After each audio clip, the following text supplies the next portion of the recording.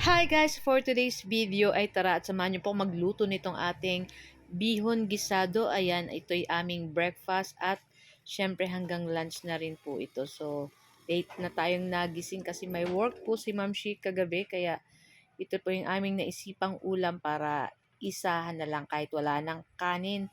So, ayun na nga guys. So, nagpainit na tayo dyan ng ating kawali at naglagay na tayo ng konting mantika. At pagkatapos, pag mainit na yung mantika, i-fry na natin itong ating hotdog. Ayan, gumamit po tayo ng hotdog with cheese.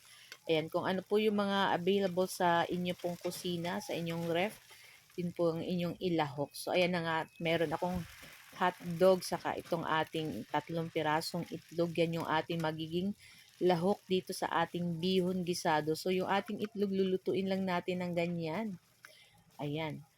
Pagkatapos, isasama na rin natin dyan yung ating mga sangkap na bawang at sibuyas. So, igigilid lang natin yung ating hotdog dyan, saka yung ating itlog.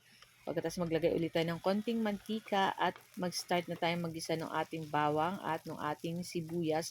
And then, ihalo na natin lahat, pati yung ating hotdog, saka yung ating eggs dyan. Ayan. Kayo po ba guys, ano po ang inyong lunch? Ayan. So, pagkatapos, ilagay na rin natin dito yung ating repolyo.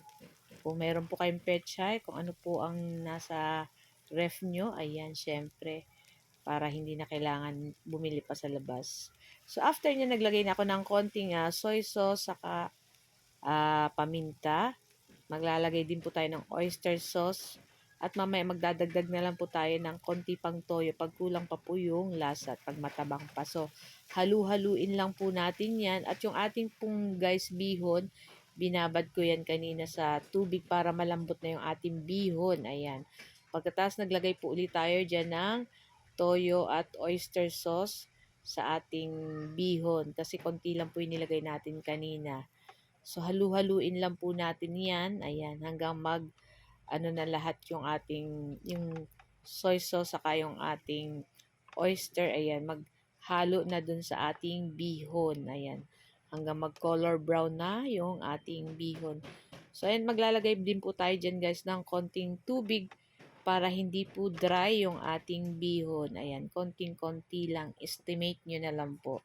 At pagkatapos, syempre walang sawang halo ng halo. Ayan. So, ganyan guys. So, nag-ano na po yung toyo natin dyan sa ating bihon. At syempre, naku, napakasarap nito guys. Talagang kami minsan guys, nilalagyan pa namin yan ng ketchup. Sa Quezon kasi, ang bihon nilalagyan nila ng ketchup. At natikman na namin, talagang masarap din siya guys. So, yan na nga. At hinalo-halo na natin itong ating bihon gisado. At luto na rin to guys. At pwede na rin natin itong i-transfer sa ating plato. Ayan. Pwede po kayong, kung may kalamansi kayo, ayan, pigaan nyo na lang. At napakasarap na nitong ating simpleng bihon gisado. So, ito po yung aming breakfast and lunch na din.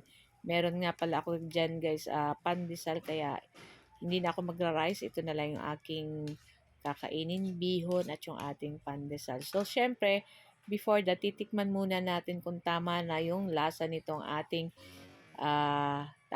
kung tama lang yung alat at ayan, yung anghang ng ating paminta. Tikman natin syempre.